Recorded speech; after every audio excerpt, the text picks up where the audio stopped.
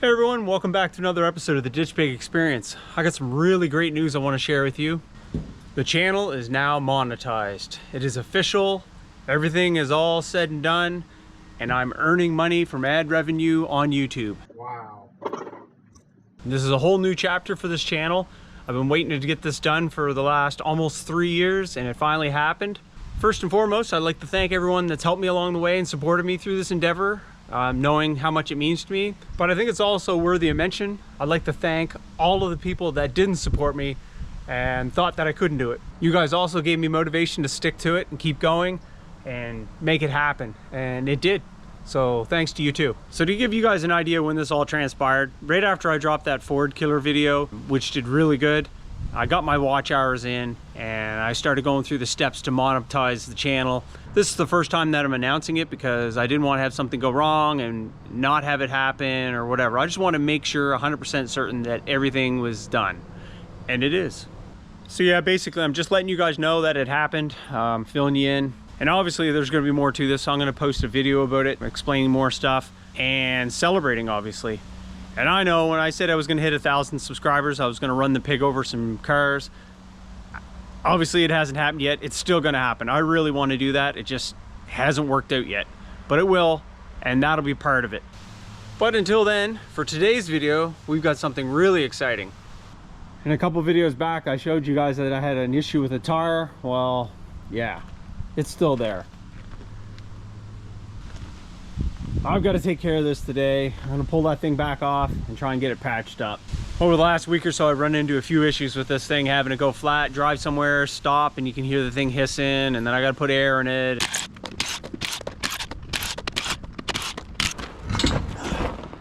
All right, there's the issue right there. I put this rubber patch on it to try and slow it down. These are all the tire plugs I shoved into it and tried to seal it up, but it didn't work, obviously.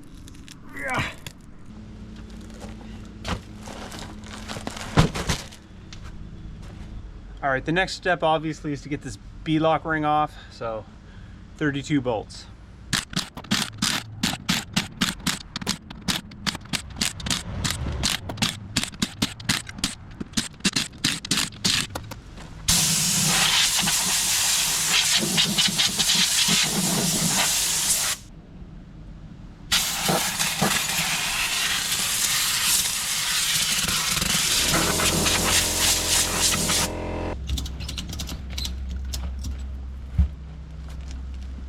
Okay, that's how I'm going to get access to inside of it.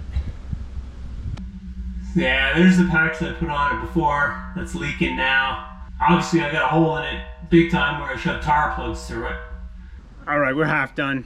I got the inside of that carcass all cleaned up. I got the remainder of the patch ripped off. That's the centerpiece of it. There's where the hole was. There was an edge around it. I had to get rid of that. There's the rest of the tire plug. There's another piece of the patch. So all that got taken off. Then I cleaned it up with a die grinder bit and got it nice and smooth as best I could. And then I shot vacuumed her out. And this is the final product right here. So basically what I did was I bought some tire patch glue and I cut a piece of inner tube and I just used that. It's not as thick as this patch, but I think that's where part of the problem was. This is for a radial tire. This is a bias ply. Once I started flexing the tire a lot, I don't think it had enough, I don't think it was flexible enough to allow it to go, because this is like super thick. Whereas this stuff here, I think it'll work better. It's stretchier, it's gonna move.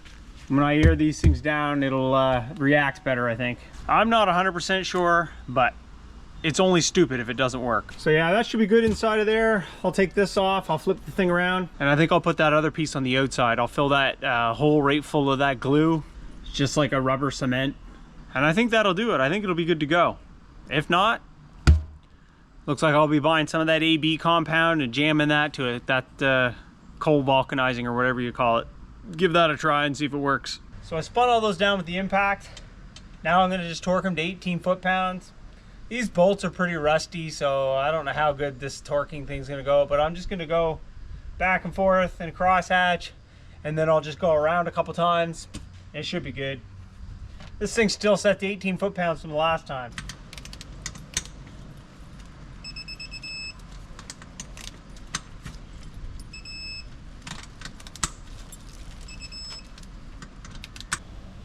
All right, just throwing the valve stem back in this thing. I'm gonna flip it over and repeat the process to the other side where that hole is.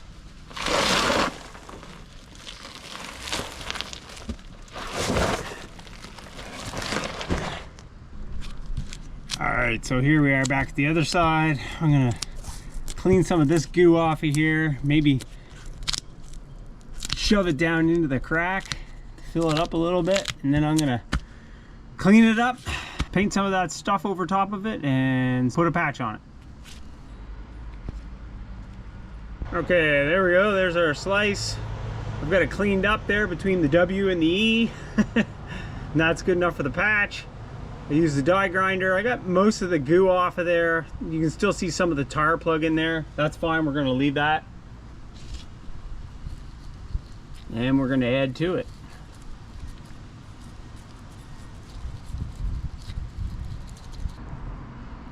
I'm gonna go nice and wide to everywhere that patch is gonna be, and then some.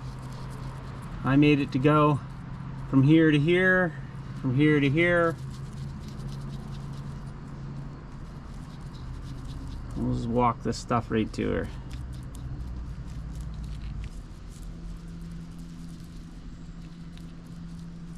That should be lots. Next, I'm going to apply some to that patch, let that tack up, then we should be good to go. All right, this should work out good.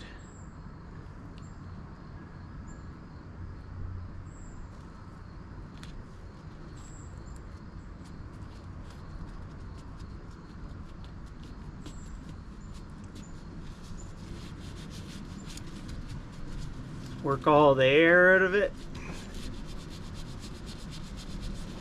When I press in on it like that, it gets air because of that slit. So I'm just trying to work that out so it makes like a vacuum and holds it, the patch tighter, and dries in there good. Come on. There it goes.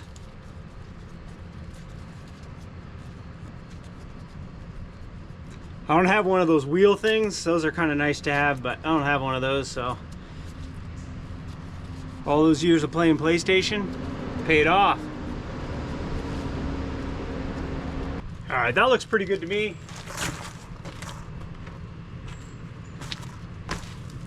I'm just gonna paint some more of this glue around the outside edges of the patch to help it adhere a little better.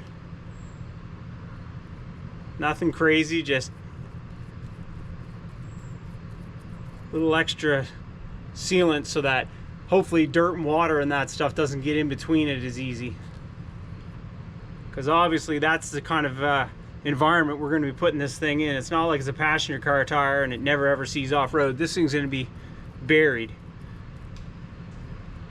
There we go. Let's throw it back on, put some air in it. Come on, get rid of that.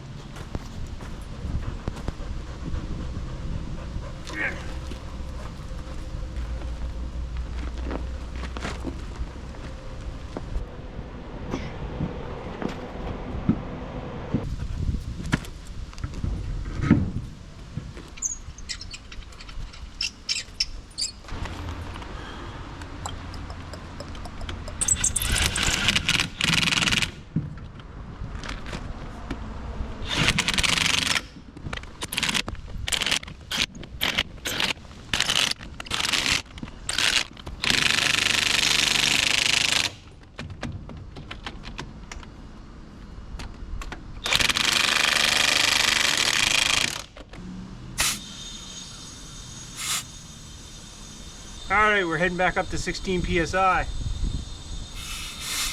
Hopefully we don't hear that noise.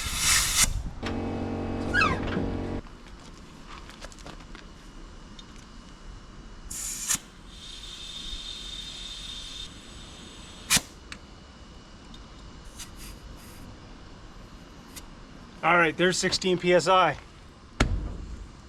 Hopefully this holds and I don't have to readdress it till the tire is completely bald and have to put new tires on. But if not, we'll try something different. But anyway, I just want to say thank you to everyone who's liked, commented, subscribed, shared, watched the videos, all that stuff, because I couldn't have did it without you guys. This has been an epic adventure for the last 3 years. I love documenting this stuff. I love going out wheeling, and the YouTube just adds to it. And I'm glad you guys can follow along and enjoy too. So shout out to everyone who's helped me out with that. Anyway, that's the end of this video. Like, comment, share, subscribe, whatever turns your crank, and we'll see you next time.